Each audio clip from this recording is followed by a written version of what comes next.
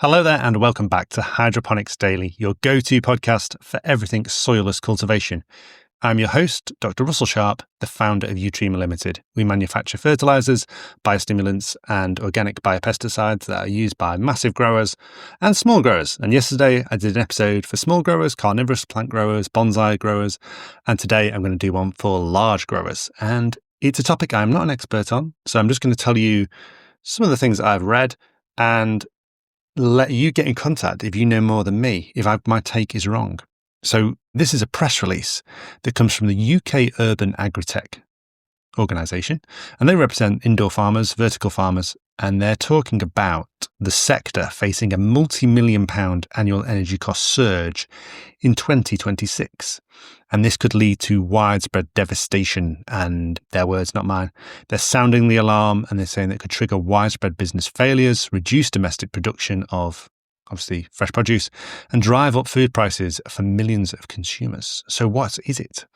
It's a 94% increase in electricity network standing charges from April 2026, which is not the cost of electricity, it's the cost of just being connected to the grid. So why is it happening, and how much does it represent of a typical electricity bill for a vertical farm?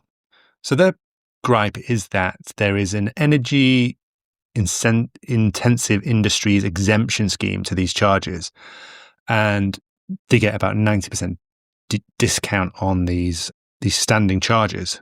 But if you're in horticulture, vertical farming, you don't get this. So, and the UK energy prices are one of the highest in Europe, if not the world.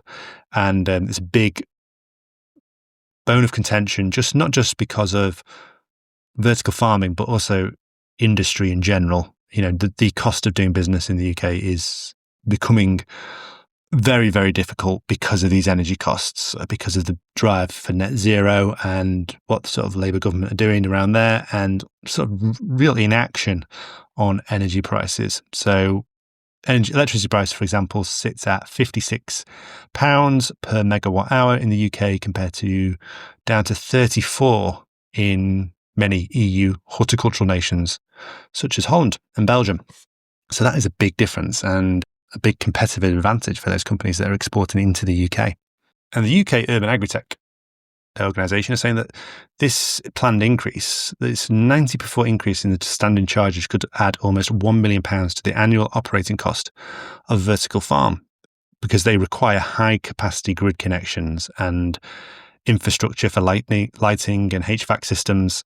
And so I think they're changing the system to be based on how much energy you can pull from the system rather than how much you actually use. So this could be an issue.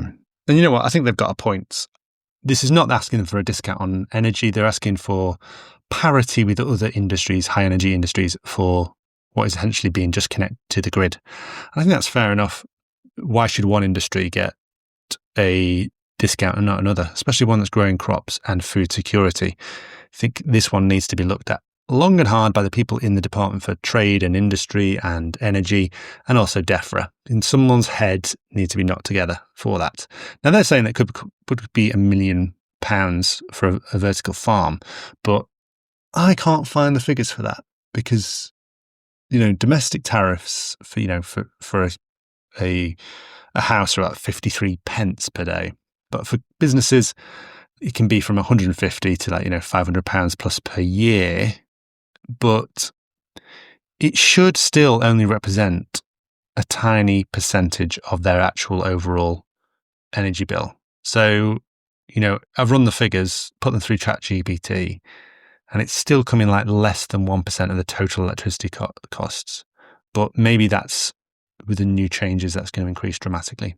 And of course, these vertical farms, they do recognise that, in the press release, that they're operating on razor thin margins. But, investors beware. If you invest in a company with razor thin margins, then those margins can be diluted, degraded, and you haven't much got room to play with. You have to have massive volume. And, this is not Silicon Valley with massive margins. This is high tech, but it's low margin lettuce, 1p per head of lettuce. And it's been growing for months and months and months. That's the profit. So in some sense, I have sympathy. And in other cases, If you are going to, I have sympathy for the people operating them and the people working in them and people who've put their hard work into them. But if it's someone who's just put some money into it and invested in it, got less sympathy. Is that bad? I don't know. If you've got a different opinion, let me know. If you've got experience working in the vertical farming sector, lots of our customers do. We've got lots of customers in the vertical sector, so don't want to slag it off. I think it's an interesting one. And it's not just the vertical farms that are up in arms about this. The greenhouse industry as well are up in arms because they obviously use a lot of lights now, both sodium and LED. And the greenhouse sectors are also not exempt from these massive increases in electricity standing charges. So we've seen some really big companies fail in hydroponics, vertical farming, greenhouse growing in 2025.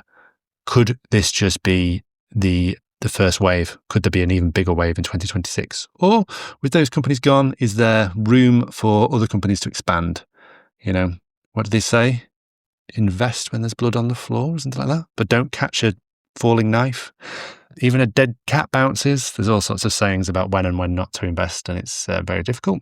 But if you see an opportunity, then let me know. And any exciting business opportunities in the vertical farming hydroponic sector, and you want anyone to partner with you on nutrition, biostimulation, or just novel crop knowledge, plant science in general, then get in touch with Utrema. If you thought this was a good episode, not too depressing, then please give us a written review on Apple Podcasts. If you're not on Apple, don't worry, because it doesn't help share the podcasts if you review anywhere else. But do click follow and make sure you don't miss an episode. We've got about 10 episodes left in 2025, and then they will become less frequent as we move into 2026. Probably put more time and effort into each one, though. Thank you very much for listening. Please check out utrema.co.uk, and I'll see you again tomorrow. Goodbye.